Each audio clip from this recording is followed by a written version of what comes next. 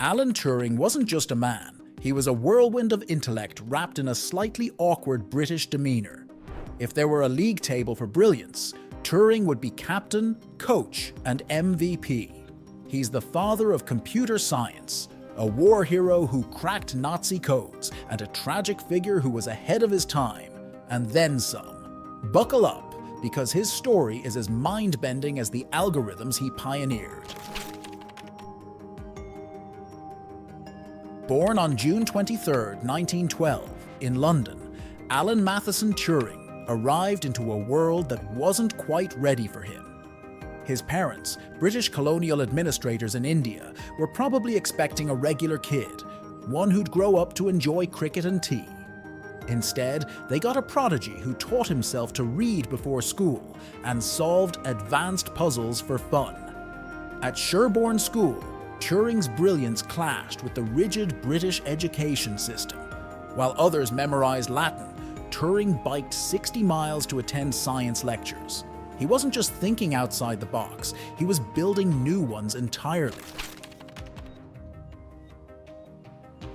Turing's intellectual supernova truly ignited at King's College, Cambridge, where he studied mathematics. At just 24, he published a groundbreaking paper introducing the concept of a universal machine, what we now call the Turing machine. Imagine describing the blueprint of all modern computers back in 1936, when technology meant a wireless radio and a sturdy teapot. Turing didn't just imagine machines solving problems, he laid the theoretical foundation for artificial intelligence.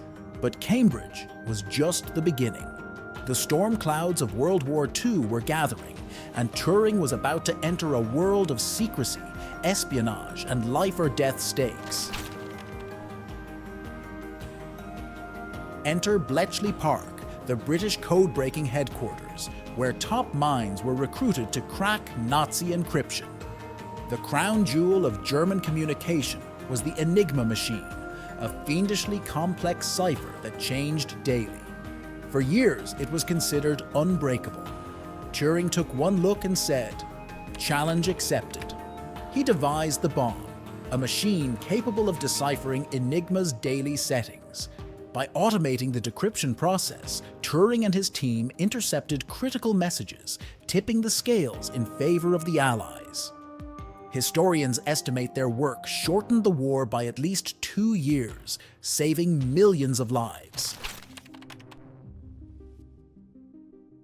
Alan Turing's bomb machine wasn't just an engineering marvel, it was a masterclass in mathematical brilliance.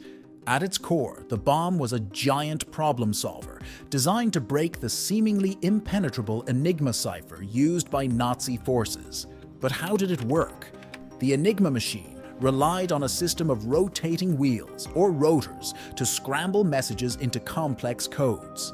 With billions of possible configurations, deciphering a single message seemed impossible. Enter Turing, who realized that instead of attempting to test every setting manually, he could exploit patterns in the encrypted messages, particularly repetitions known as cribs. The bomb worked by simulating multiple Enigma machines at once, testing potential rotor settings in rapid succession. Its brilliance lay in its ability to eliminate impossible combinations, dramatically narrowing down the possibilities. Turing's machine wasn't solving the entire enigma. It was creating shortcuts, effectively doing in hours what would have taken human codebreakers years. Each bomb was a symphony of logic and engineering, filled with whirring drums and clattering switches, a testament to the intersection of human ingenuity and mechanical precision. Thanks to Turing's groundbreaking design, the Allies were able to intercept and decode critical German messages, giving them an unprecedented advantage in the war. In a world of chaos, Turing turned mathematics into a weapon of order. The bomb didn't just crack codes, it saved lives and redefined the power of computation forever. Secrecy rules meant no one outside Bletchley Park could know about his contributions, not even his family. The man who helped save the world went back to civilian life as if nothing had happened. After the war, Turing shifted his genius toward creating machines that could think. At the University of Manchester, he worked on one of the world's first computers. For Turing, this wasn't just engineering, it was philosophy. In 1950, he posed the now famous question, can machines think? His paper introduced the Turing test, a way to measure whether a computer could exhibit human-like intelligence. Yes, your virtual assistant owes its job interview to Alan Turing. But Turing's post-war years weren't without difficulty. He was eccentric, blunt, and unapologetically himself in a world that wasn't ready for such honesty. And then there was his personal life, a story of love, courage, and societal prejudice. Turing was openly gay in an era when being so was both illegal and dangerous. During his time at Sherborne, he formed a deep bond with Christopher Morcom, a fellow student and intellectual equal. When Christopher tragically died of tuberculosis, Turing's grief spurred him to dive even deeper into understanding the universe, a way to make sense of life's chaos. In 1952, Turing's private life became public scandal. After reporting a burglary, he casually mentioned his relationship with a man. The police, instead of solving the crime, charged Turing with gross indecency. Faced with prison or chemical castration, Turing chose the latter, a devastating sentence for a mind as brilliant as his. Yet even during this period, he remained committed to his work, exploring groundbreaking ideas in biology and computation. On June 7, 1954, Turing was found dead at his home. Beside him lay a half-eaten apple laced with cyanide. The official verdict was suicide, but theories abound. Was it intentional, an accident from his experiments, or something darker? What's certain is that the world lost a genius too soon. At just 41, Turing left behind a legacy that scientists, mathematicians, and computer engineers still build upon today. For decades, Turing's name was shrouded in obscurity, but slowly the world began to recognize his contributions. In 2009, British Prime Minister Gordon Brown issued a public apology for Turing's treatment. 4 years later, Queen Elizabeth II granted him a posthumous pardon. Today, Turing is a cultural icon. He's been immortalized in films like The Imitation Game and honored by the Turing Award, essentially the Nobel Prize of Computer Science. His face even graces the UK's £50 note, a fitting tribute to a man who cracked codes and shattered barriers.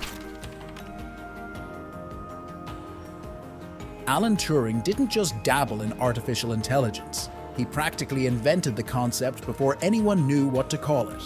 In 1950, his seminal paper, Computing Machinery and Intelligence, posed a deceptively simple question. Can machines think? That's right. Turing was pondering machine consciousness decades before Siri and ChatGPT started answering our random late-night questions. The paper introduced the Turing test, a groundbreaking idea that's still debated today. The premise? If a machine can engage in a conversation indistinguishable from that of a human, it's passed the test for thinking. Think of it as the ultimate pop quiz for AI, where your judge is a skeptical human armed with questions like, what's the meaning of life? Spoiler, machines still haven't cracked that one. Turing wasn't content to just theorize. He envisioned machines that could learn, evolve, and adapt, what we now call machine learning. He imagined programming computers with simple instructions and letting them figure out the rest, much like how a child learns. If this sounds eerily familiar, it's because Turing essentially predicted neural networks and algorithms over 70 years ago. In a way, Turing wasn't just asking, can machines think? He was challenging humanity to rethink intelligence itself. To him, intelligence wasn't tied to biology. It was about patterns, logic, and adaptability. He once quipped, instead of trying to produce a program to simulate the adult mind, why not rather try to produce one which simulates the child's? And wouldn't you know it, that's precisely how modern AI operates. Learning from data, growing smarter over time, and occasionally making hilariously wrong guesses. Looking at you, autocorrect. Fast forward to today, and Turing's dream has exploded into reality. AI now powers everything from recommendation, algorithms to self-driving cars. Entire fields, natural language processing, computer vision, robotics, owe their existence to Turing's groundbreaking ideas. His vision has become so embedded in our lives that we barely notice it. That chatbot helping with your customer service query? Alan Turing says, "You're welcome." But here's the twist. Turing wasn't just imagining what machines could do. He was exploring what they meant for humanity. By asking if machines could think, he also asked what it means to think. Are emotions required? Creativity? Empathy? These philosophical puzzles still spark debates in AI ethics today, from fears of rogue algorithms to hopes for benevolent superintelligences. Alan Turing's genius wasn't in merely dreaming up artificial intelligence. It was in recognizing its potential to fundamentally transform how we live, work, and understand the world. He may not have lived to see the age of AI, but make no mistake. Every time a machine surprises you with its intelligence, Turing's legacy is right there in the code. Alan Turing's story is one of brilliance, resilience, and the struggle to be true to oneself in a world that demanded conformity. He dreamed of machines that could think, and today, we live in a world where his dreams are reality. The next time you use a smartphone, chat with AI, or binge watch a series recommended by an algorithm, remember the man who saw it all coming. Alan Turing didn't just change the game, he wrote the rules.